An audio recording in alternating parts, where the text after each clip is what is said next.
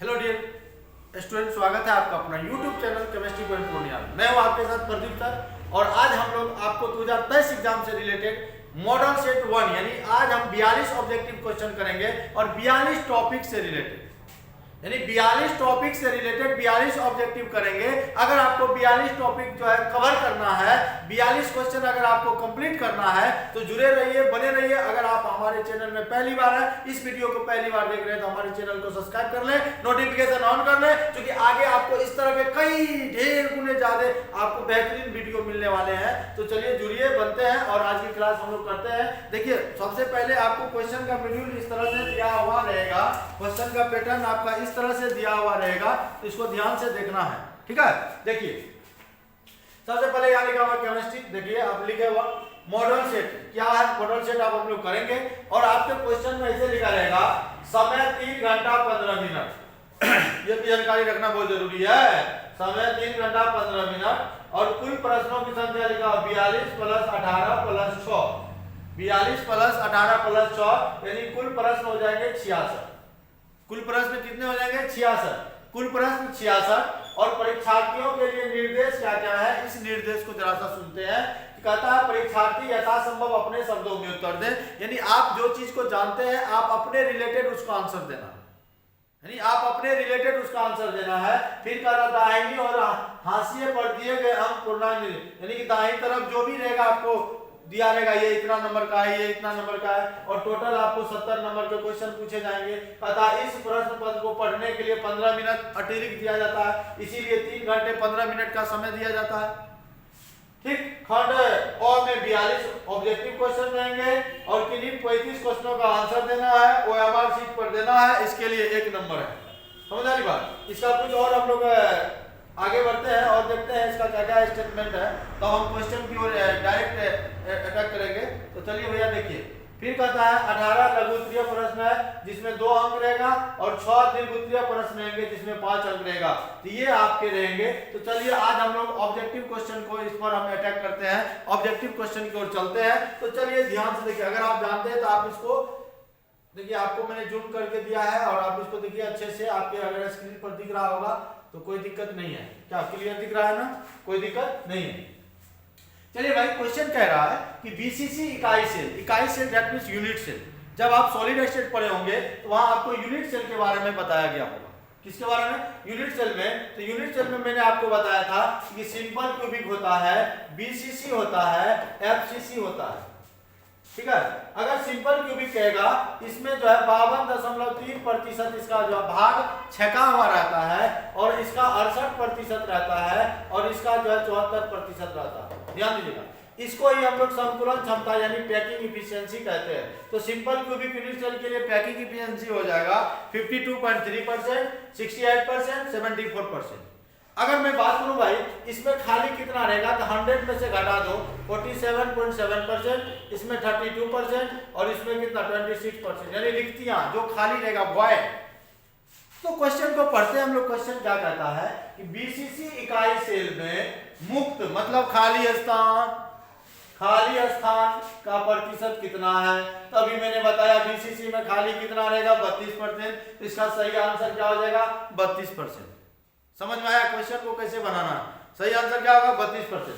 दूसरा कहता है इकाई सेल के लिए घनत्वों का बढ़ता हुआ क्रम क्या है। तो घनत्व मतलब सरल घनीय में कुल 1 परमाणु होता है, अंदर केंद्रित या इसी को पिंड केंद्रित बोलते हैं, इसमें 2 परमाणु होता है और फलक केंद्रित में कुल 4 परमाणु होता है। तो यही बढ़ता हुआ क्रम तो यही है, इसमें 1 परमाणु, इसमें 2 परमाणु, इसमें 4 परमाणु। तो मेरा सही आंसर क्या होगा? ए। सही आंसर क्या होगा? ए। समझ आ रही बात? चलिए अब अगले क्वेश्चन की ओर हम लोग बढ़ते हैं, आगे बढ़ते हैं। हम लोग तीसरा क्वेश्चन में देखते हैं। क्वेश्चन तीसरा कहता है कि निम्नलिखित में कौन हाइड्रोजन बंधन बनाता है। देख भैया, हाइड्रोजन बंधन बनाने के लिए आपको चाहिए फोन, फ्लोरीन, ऑक्सीजन, नाइट्रोजन। यानी अगर हाइड्रोजन ने फोन लगाया, हाइड्रोजन ने फोन लगाया, फोन लग गया, हाइड्रोजन ने फोन लगाया, अगर फोन लग गया तो समझो हाइड्रोजन बॉन्ड बनेगा। दैट मींस कहने का ये मतलब हुआ अगर हाइड्रोजन के साथ नाइट्रोजन रहेगा तो बनेगा, हाइड्रोजन के साथ ऑक्सीजन रहेगा तो बनेगा, हाइड्रोजन के साथ फ्लोरीन रहेगा तो बनेगा, यानी या तो फ्लोरीन होना चाहिए, ऑक्सीजन होना चाहिए, नाइट्रोजन। अगर ये सब रहेगा तो हाइड्रोजन बॉन्ड बनेगा, ये सब नहीं रहेगा तो हाइड्रोजन बॉन्ड नहीं बनेगा। तो इसमें देखिए हम लोग ऑप्शन देखते हैं NH3, हाइड्रोजन के साथ N है, ये बनाएगा, हाइड्रोजन के साथ O है, बनाएगा, हाइड्रोजन के साथ F है, बनाएगा। लेकिन क्वेश्चन कह रहा है कि कौन नहीं बनाएगा, यानी यहाँ भी फोन लगेगा, यहाँ भी फोन लग रहा है, यहाँ भी फोन लग रहा है, लेकिन यहाँ फोन नहीं लगा। यही सही आंसर हो जाएगा, HCl हाइड्रोजन बॉन्ड नहीं बनाता है। समझ आनी बात। और ये क्वेश्चन हमने आपको पहले भी किया था, इसका सही आंसर होगा 0.5। इसका सही आंसर क्या होगा 0.5, क्योंकि ये चीनी का इतना घोल है कि इसमें से इसको घटा दो तो विलायक आ जाएगा, और चीनी का फार्मूला होता है C12H/SO11। इसका अगर आणविक द्रव्यमान निकालिएगा तो 342 ग्राम होगा, और इसको इसका घोल का मोलल सांद्रण यहाँ सही दिया गया, मोलल सांद्रण, यानी आप मोललता निकालोगे तो W इस फॉर्मूला पे WA गुना 1000 बटे MA गुना WB पर, यानी इस पर अगर आप निकालिएगा तो आपका बनेगा। देखिए इस पर कैसे आप निकालोगे, WA की जगह 3 लोगे, कितना दिया गया द्रव्यमान कितना 34.2 गुना 1000 बटे करिएगा MA, M कितना है, इसका मोलर मास कितना 342 गुना हो जाएगा 200। आप कहिएगा सर ये 200 कहां से आया, तो इससे 234.2 से 34.2 ग्राम चीनी दिया हुआ है, घटा दिए तो 2 पंचे 10, 5 बार में कटा, ये दशमलव बुरे का नीचे में 10 आएगा, 5 गुना 10 1/2 आएगा, 0.5 आंसर होगा इसका। तो बताइए समझ में आया, 0.5 आया, ये समझ में आया। तो इसको हम लोग ऐसे हम लोग सॉल्यूशन करेंगे, इसका सॉल्यूशन ऐसे करेंगे, समझ में आ गया ना। इसी तरह आगे बढ़ते हैं, अगले क्वेश्चन पर हम लोग अटैक करते हैं। चलिए अगला क्वेश्चन है, निम्नलिखित में कौन सहजात गुण है, सहजात गुण के अनुसंग गुणधर्म के कोलिगेटिव प्रॉपर्टी के, तो बताइए, मैंने बताया था वाष्प दाब का अपेक्षिक अवनमन, क्वथनांक का उन्नयन, हिमांक का अवनमन, परासरण दाब। वाष्प दाब का अपेक्षिक अवनमन, क्वथनांक का उन्नयन, हिमांक का अवनमन, परासरण दाब। तो ये देखो यहाँ क्वथनांक है नहीं होगा, वाष्प दाब है नहीं होगा, द्रव्यमान है नहीं होगा, लेकिन यहाँ परासरण दाब है तो ए होगा, यानी हमारा सही आंसर क्या होगा 5 नंबर का ए, 5 का ए। चलिए आगे बढ़ते हैं 5 का। अब 6 नंबर पे आते हैं, देखिएगा 6 नंबर का क्वेश्चन है, फैराडे का विद्युत विच्छेदन नियम संबंधित है। फैराडे का जो नियम है वो जो है वो किससे है, तो विद्युत अपघट्य के समतुल्य भार से, किससे है, इसका हो जाएगा बी। फैराडे का जो भी नियम है, फैराडे साहब 2 नियम दिए थे, और 1 फैराड बराबर होता है 96,500 कूलम। 1 फैराड में कितना कूलम 96,500 कूलम, 1 फैराड में कितना कूलम 96,500 कूलम। कहता है किस ताप पर Ag की चालकता सबसे अधिक होती है, तो वो होता है 20 डिग्री सेल्सियस पर। तो हमारा सही आंसर क्या हो जाएगा 20 डिग्री सेल्सियस, हमारा सही आंसर हो जाएगा 20 डिग्री सेल्सियस। कहता है बर्फ में नमक मिला देने पर बर्फ का ताप 0 डिग्री सेल्सियस से कम हो जाता है, इसका क्या कारण है, यानी 8 नंबर का क्वेश्चन है, इसका सही आंसर होगा हिमांक का अवनमन। यानी बर्फ में नमक मिला दीजिएगा तो बर्फ का तापमान 0 डिग्री से कम हो जाता है, इसका कारण है हिमांक का अवनमन, यानी उसका हिमांक घट जाता है। हिमांक क्या हो जाता है, घट जाता है।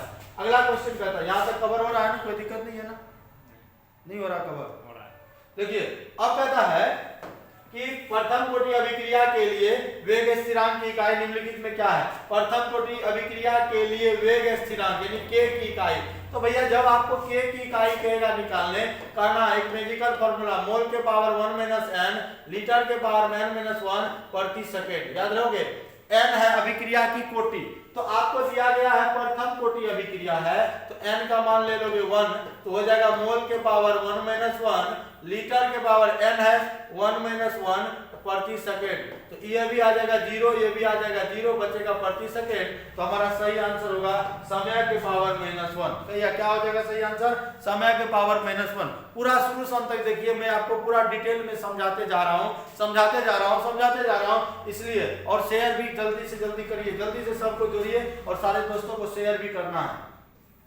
चलिए 10 नंबर का क्वेश्चन है कि बादल, कोहरा, कुहासा, द्रव गैस कोलाइडी तंत्र एरोसोल है। धूम किस प्रकार का कोलाइडी तंत्र है, धूम किस प्रकार का कोलाइडी तंत्र है, तो ठोस और गैस का। इसका सही आंसर हो जाएगा हमारा ए। फिर अगला कहता है 11 नंबर का क्वेश्चन कहता है, क्योंकि क्वेश्चन ज्यादा कराना है इसलिए जल्दी जल्दी थोड़ा सा करते जा रहे हैं, और जिसमें समझाने की बात होगी हम समझाते हुए चल रहे हैं, ध्यान दीजिए। 11 नंबर का क्वेश्चन कह रहा है कि LiCl, NaCl, KCl यानी lithium chloride, sodium chloride, potassium chloride के जलीय विलयन का अनंत अनुता पर समतुल्य चालकता यानी शुद्ध चालकता का सही क्रम है। तो देखो भैया हम लोग इसको ऐसे करते हैं, लिथियम, सोडियम, पोटासियम, है कि नहीं है? बोलो भैया हाँ ना। इधर से इधर जाएंगे तो आकार बढ़ता है, लिथियम से बड़ा आकार होता है सोडियम का, सोडियम से बड़ा आकार होता है पोटासियम का। तो जिसका साइज बड़ा होगा, तो देखिए यहाँ क्लोरीन क्लोरीन क्लोरीन सब में सेम है, लेकिन यहाँ पोटासियम इस सीरीज में है, पोटासियम का सबसे ज्यादा, तब सोडियम का, तब लिथियम का। सही आंसर हमारा होगा बी नंबर करेक्ट आंसर होगा। फिर कहता है H2SO4 क्या है? अम्ल है। आप लोग बचपन से पढ़े आए हैं, ये अम्लों का राजा है सल्फ्यूरिक अम्ल। इसे संपर्क विधि द्वारा बनाया जाता है। कौन विधि द्वारा? संपर्क विधि द्वारा। बहुत इंपॉर्टेंट है, पूछेगा संपर्क विधि द्वारा किसको बनाया जाता है? तो सल्फ्यूरिक अम्ल को बनाया जाता है। यहाँ का 3 लीटर 3 मोलर NaCl के मोलों की संख्या है, आंसर हो जाएगा 9। कितने हो जाएंगे भैया? 9। चलिए अब आगे बढ़ते हैं अगला प्रश्न की ओर। चलिए 14 नंबर का है, कहता गोताखोरी में श्वसन हेतु यंत्रों का जो है मिश्रण में, जब हम लोग गोताखोरी करते पानी में डुबकी लगाते हैं, तो डुबकी लगाने के दौरान जो है, जो आप ऑक्सीजन सिलेंडर में भर के ले जाते हैं, कौन सा गैस लेके जाते हैं? हीलियम और ऑक्सीजन का मिश्रण होता है। किसका किसका होता है? हीलियम और ऑक्सीजन का। तो हमारा इसका सही आंसर हो जाएगा सी, हीलियम और ऑक्सीजन, हीलियम और ऑक्सीजन। फिर 15 नंबर में कहता है निम्नलिखित में कौन सा तत्व, सुनिएगा अच्छे से, निम्नलिखित में कौन सा तत्व कमरे के ताप पर द्रव है? अरे भैया कौन सा तत्व है ना? अगर धातु देता तो Hg मारते, अधातु होता तो ब्रोमीन मारते, लेकिन यहाँ तत्व पूछा है, Hg रहेगा उसको मारना, ब्रोमीन रहेगा ब्रोमीन मारना। तो यहाँ ब्रोमीन नहीं है, Hg है, तो हमारा सही आंसर हो जाएगा बी, यानी 15 का हो जाएगा बी। 15 का क्या होगा मेरे भाई? बी। ठीक। 16 नंबर में कहता है कौन सी धातु का नाइट्रेट की, है ना, ऊष्मीय विघटन होने पर रंगहीन गैस मुक्त करता है? यानी कौन सी धातु के नाइट्रेट है? कौन सी धातु के नाइट्रेट है? ये Hg नाइट्रेट का, जब इसका ऊष्मीय विघटन होता है यानी टूटता है, जब इसको तोड़ेंगे, जब तक तोड़ेंगे नहीं तब तक छोड़ेंगे नहीं, तो रंगहीन गैस मुक्त करेगा ये Hg वाला। चलिए अब आगे अगला क्वेश्चन अब आपके स्क्रीन पर देखा जाए, 17 नंबर का क्वेश्चन। कितने नंबर का है भाइयों? 17 नंबर का क्वेश्चन आपके स्क्रीन पर आ गया है। 17 नंबर का क्लियर दिख रहा है ना? थोड़ा बहुत एकदम अच्छे से क्लियर, किसी को दिक्कत नहीं ना? वाह कमाल है, कमाल है भैया, कमाल है, कमाल है। अब आगे देखिए K4FeCN का होल 6 है, इसमें कह रहा है Fe का Cn यानी कोऑर्डिनेशन नंबर क्या होगा?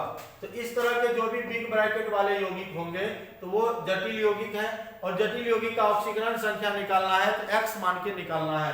किसको मान के निकालना भाई? x मान के।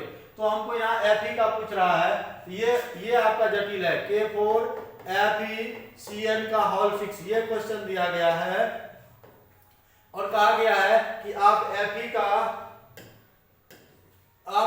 को x मान लो। मान लिया, पोटासियम 4 है तो 4 × +1 प्लस इसको मानेंगे x, Cn है 6 गो, Cn का चार्ज होता है -1, ओवरऑल चार्ज कुछ नहीं है तो 0।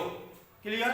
अब देखो भैया +4 प्लस x प्लस गुना माइनस 6 बराबर 0, 6 में से 4 जाएगा 2, x - 2 बराबर 0, x बराबर हो गया +2। तो देखिए ऑप्शन में +2 है, तो ये हमारा सही आंसर होगा +2।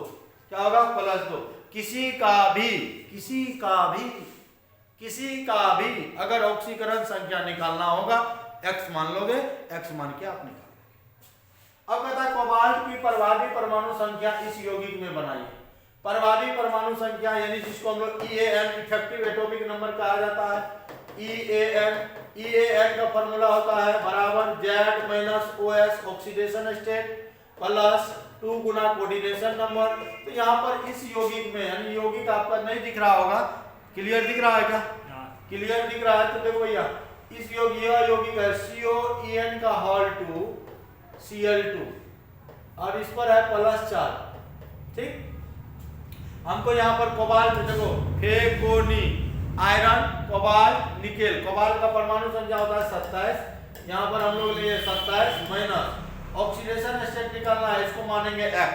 तो भैया ये उदासीन है, इसका चार्ज 0, क्लोरीन के चार्ज -1, तो इसका चार्ज हो जाएगा +3, क्या आ जाएगा +3। आप x मान के निकालो +3 आ जाएगा, तो यहाँ पर लिखेंगे +3 अरे -3 कर दिया, +2 गुना कोऑर्डिनेशन नंबर इसका हो जाएगा 4 2 6। तो देखो भैया क्या हुआ, 27 में से 3 गया कितना 24 प्लस 6 दूना 12 तो 36।